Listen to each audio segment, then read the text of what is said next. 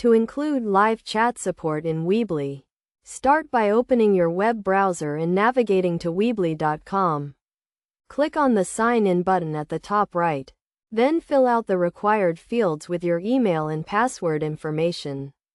Once logged in, you'll see various options on the left, including Overview, Website, Items, Orders, Fulfillment, Reports, Marketing, Communications, and Settings. At the top right, you'll find the Upgrade button, Support, Setup Guide, and the name of your store.